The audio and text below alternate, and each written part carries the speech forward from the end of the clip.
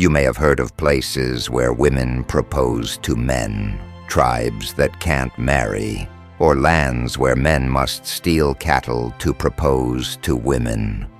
But Kenya is a land full of even more wonders. There's a village in Kenya where only women live.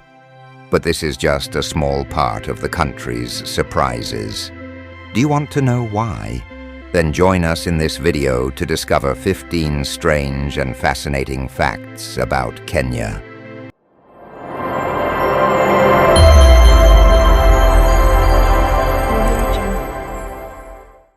Kenya, a place where you can experience 4 different seasons in one day.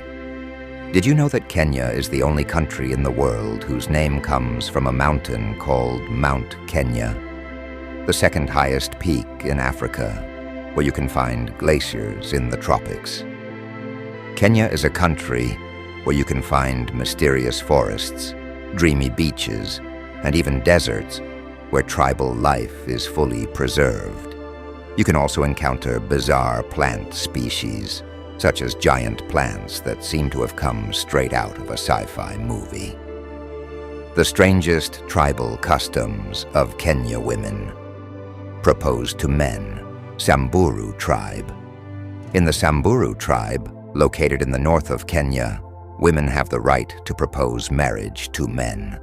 This tradition is especially practiced when girls reach puberty, allowing them to invite the man they like to marriage. While uncommon in many cultures, this practice is fully accepted and natural in this tribe. Spitting for blessing, Maasai tribe.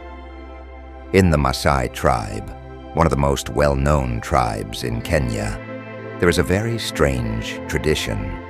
When a girl is ready to marry, her father spits on her head to bless her. This spit is considered a symbol of emotional connection and future happiness, and it is seen by the tribe as a sign of a new and prosperous life. Stealing the bride, Pokot tribe. In the Pokot tribe, men who wish to marry a girl must steal the bride and bring her home. This ancient tradition is part of their customs, and it serves as a test of the man's strength and determination to claim his wife. This practice is still carried out in some parts of the Poko region and is considered a rite of passage for men. Proposing with a necklace, Arial tribe.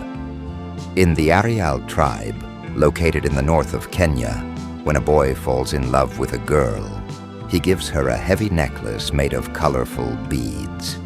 This necklace not only symbolizes the boy's affection, but also solidifies their bond.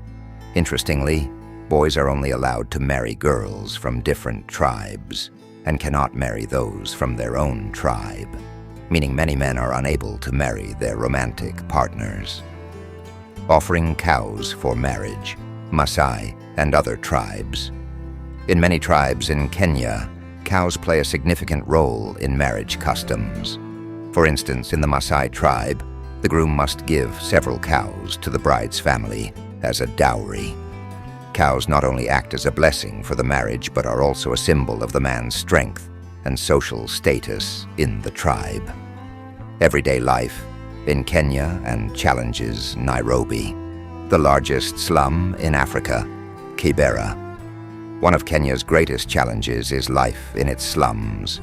In Kibera, the largest slum in Africa, millions live in harsh conditions. This densely populated area, home to about 600,000 people, though some estimates say the number could reach up to 1 million, lacks proper infrastructure. Many people live in small, cramped wooden houses that are no bigger than a bathroom in your home. Despite these harsh conditions, life in Kibera goes on. Many people struggle daily to find items to sell from the trash or engage in small businesses in the local markets. However, this situation has made Kibera a popular destination for filmmakers and journalists, although locals often react negatively to cameras and filming. Flying toilets in Kibera. One of the major issues in Kibera is sanitation and waste management. Many families, instead of using public toilets, use flying toilets, plastic bags for disposing of waste, which are then thrown in the streets or on rooftops. This practice, in addition to posing health risks, also contributes to environmental pollution. Migration to Kenya.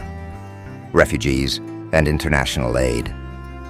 In Kenya, the migration of refugees from neighboring countries, especially from the Horn of Africa regions like Somalia and Ethiopia, is one of the country's major challenges. Kenya hosts over 600,000 refugees, many of whom live in refugee camps like Dadaab. These camps are heavily overcrowded and sometimes put a strain on the country's resources.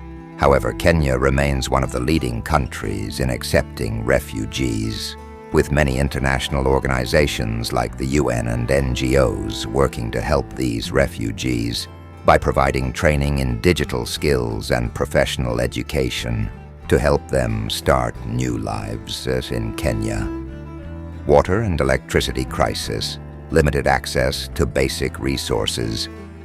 Another major challenge in Kenya is the limited access to drinking water and electricity in rural and even some urban areas. In many places, people have to walk long distances to access water or rely on unreliable water sources. Additionally, the climate in some regions of Kenya, which are prone to drought, further limits access to water resources. In Nairobi, despite urban development, many neighborhoods still face energy shortages.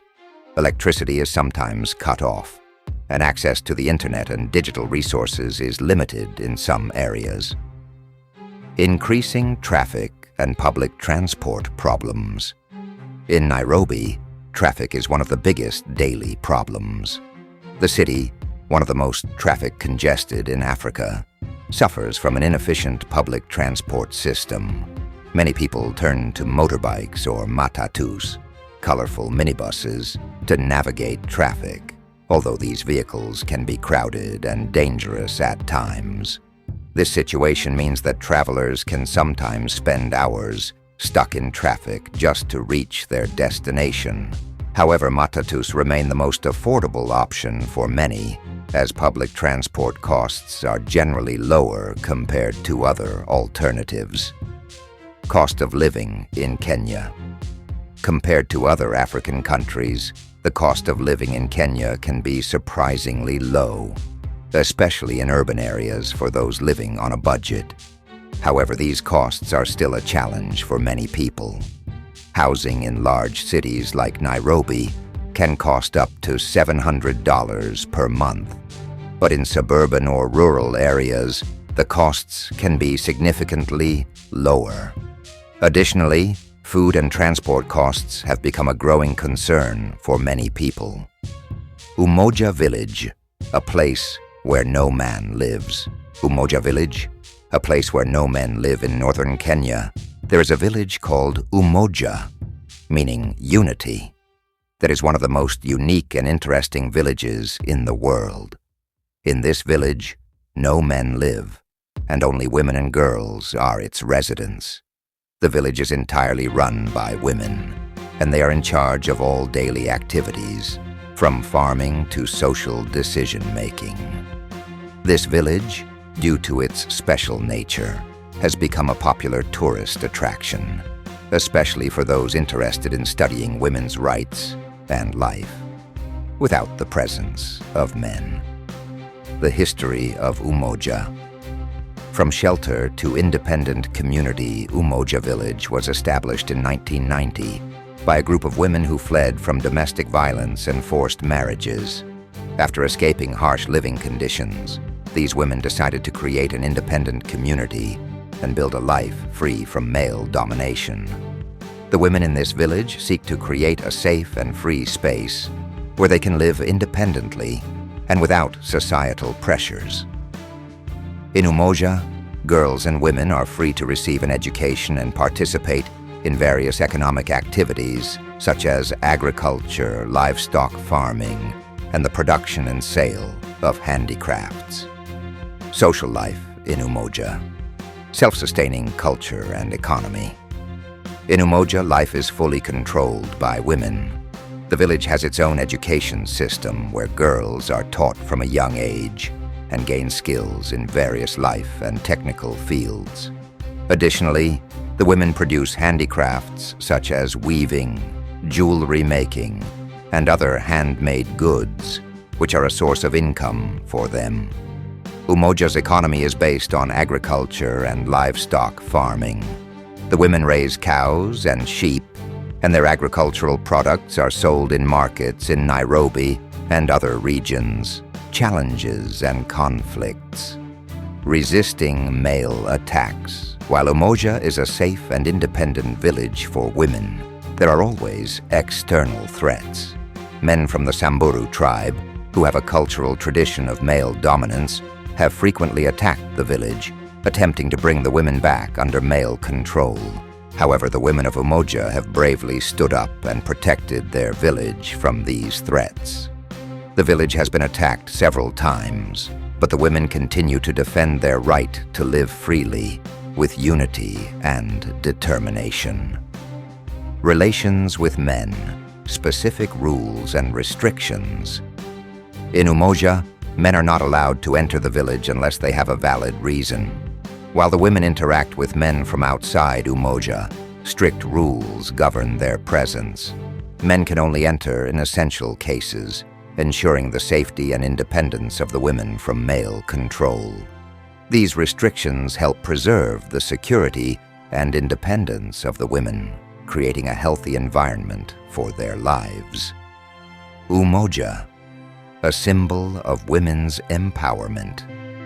Today, Umoja is not only a refuge for women who have escaped violence or forced marriages, but it is also recognized as a symbol of women's empowerment and independence worldwide. The women of Umoja have shown that they can build their own lives with strength and independence, even in the face of hardship and external threats. Umoja Village is now seen as a model for women's rights and gender equality, not just for Kenyan women, but for women around the world. So if you're traveling to Kenya, make sure to visit these amazing places. If you want to learn more about this fascinating country and join us on future journeys, don't forget to subscribe to our channel and share your thoughts with us. Thank you for joining us. We look forward to more travels with you. If you've chosen Kenya for living or travel, please let us know in the comments how you plan to experience this beautiful country. I hope this helps. Let me know if you'd like to make any adjustments.